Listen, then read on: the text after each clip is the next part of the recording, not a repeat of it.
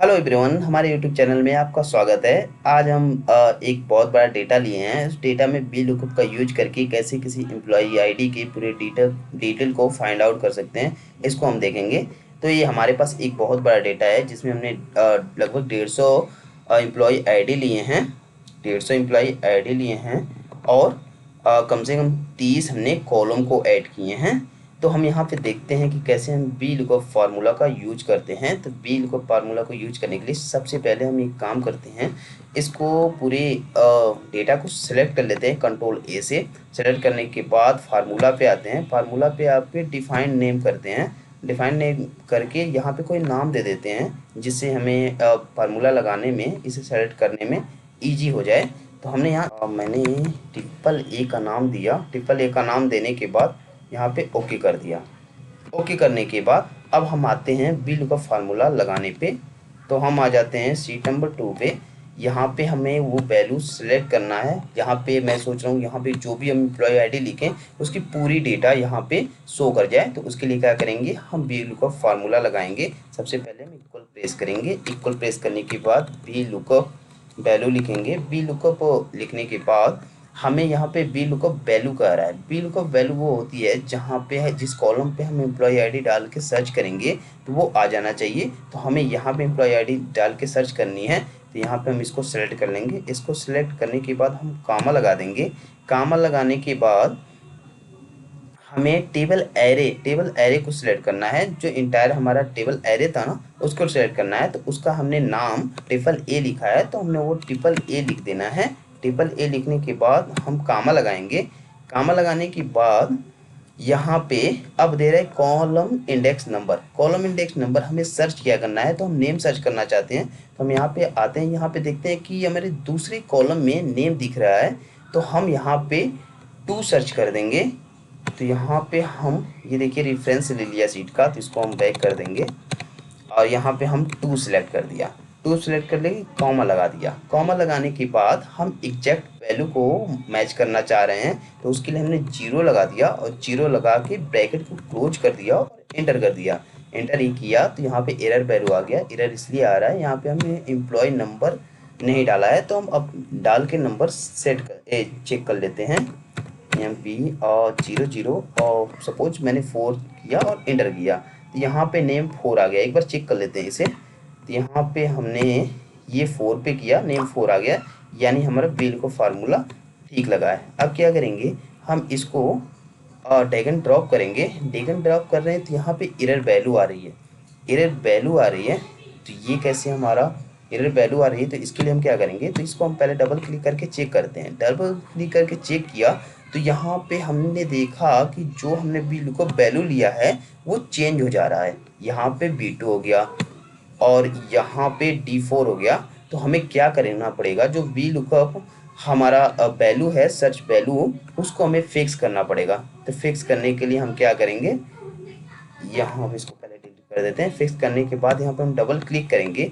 जो हमने ये A2 को सिलेक्ट किया था ना, इसे हम लॉक कर देंगे। लॉक करने के लिए हम F4 की का यूज करते हैं। F4 की यूज किया और एंटर कर दिया। जैसे ही एंटर किया, अब हम इसको ड्रैग एंड ड्रॉप करेंगे। तो अब क्या हो रहा है, वो तो हमारा प्रॉब्लम सॉल्व हो गया, बट यहाँ पे हमारा सारा ही 2 कॉलम में हो रहा है।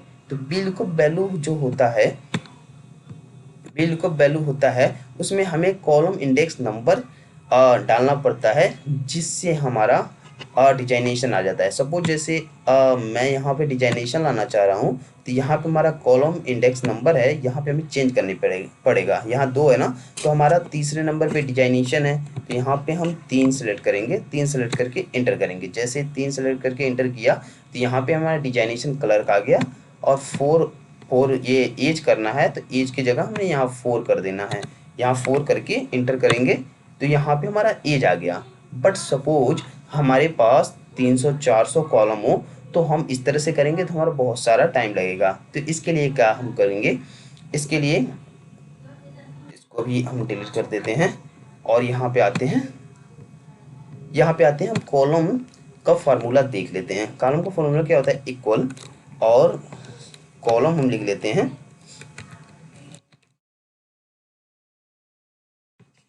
कॉलम लिख लेते हैं। कॉलम लिखने के बाद सपोज मैंने ये दो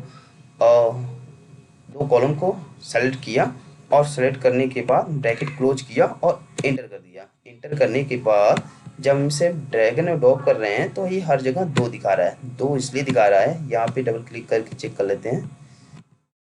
यहाँ पे देखिए ये रेफरेंस जो ले रहा है ये B1 C1 का ले लिया और जो ये रेफरेंस ले रहा है ये D1 E1 का ले लिया। बट हमें ऐसा नहीं चाहिए, हमें जो चाहिए यहाँ से हमारा ये फिक्स हो और उसके बाद जो हमारी कॉलम है वो बढ़ती जाए। तो उसके लिए हमें क्या करना है, उसके लिए हम जो ये A1 है ना, A1 को हम लॉक कर देंगे। A1 को लॉक करने के लिए F4 क्लिक करेंगे और करके इंटर कर देंगे। जैसे हमने F4 करके इंटर किया, अब इसको ड्रैग एंड ड्रॉप करेंगे तो ये हमारा कॉलम इंडेक्स नंबर बढ़ता जा रहा है। तो अब ये हमारे काम का चीज़ हो गया। अब हम इसे VLOOKUP में यूज कर लेते हैं। तो यूज करने के लिए हम इसे कॉलम को कॉपी कर लेंगे। कॉपी करने के बाद हम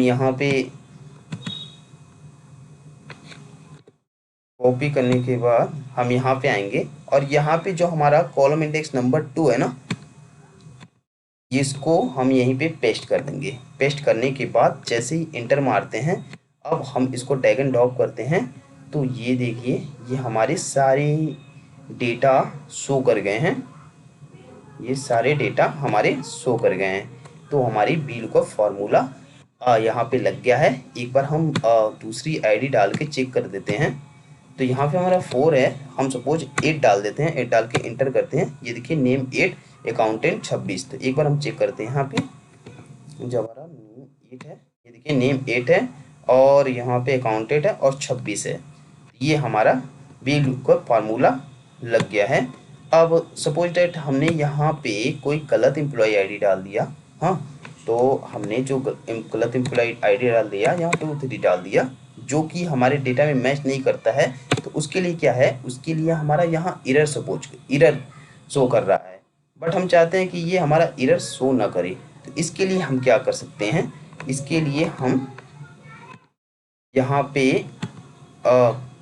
पे हम इफ एरर का फार्मूला लगा सकते हैं। इफ एरर का फार्मूला लगाने के लिए यहाँ पे इफ एरर का फार्मूला लगाया। इफ एरर का फार्मूला लगाने के बाद यहाँ पे कॉमा लगाया। कॉमा लगाने के बाद हम डबल कोट ओपन और डबल कोट क्लोज करके इसे कोष्टक बंद कर देते हैं। बट हम ये चाहते हैं कि एरर की जगह नन शो करे, तो हम इन डबल कोट ओपन और डबल कोट क्लोज के बीच में हम नन लिखेंगे तो वहाँ नन करेगा। बट हम यहाँ चाहते हैं कि ब्लैंक हो। ब्लैंक के लिए हम कुछ नहीं करेंगे। अब इंटर कर देंगे। इंटर करने के बाद यहाँ पे हम मान लीजिए यहाँ पे हमने कुछ गलत लिखा और इंटर किया, तो यहाँ देखिए, और इसको हमने ड्रैग एंड ड्रॉप अभी नहीं किया था, तो ये ड्रैग एंड ड्रॉप कर दिया, ये हो गया। अब देखिए यहाँ पे हमने कोई भी गलत एम्प्लॉय डाला, कोई भी गलत एम्प्लॉय डाल रहा हूँ, यहाँ पे कुछ भी ऐसे डाल रहा हूँ तो यहाँ पे गलत हो रहा है। तो और अगर जो हम यहाँ पे सही डाल रहे हैं, सपोज यहाँ हमने 10 डाल दिया, तो ये हमारा 10 आ रहा है। यहाँ 10 पे 10 नंबर है, 10 पे 10 नंबर है और ये सही हमारी डेटा आ रही है। तो ये हमारी VLOOKUP का एक एग्जैक्ट फार्मूला लग गया है।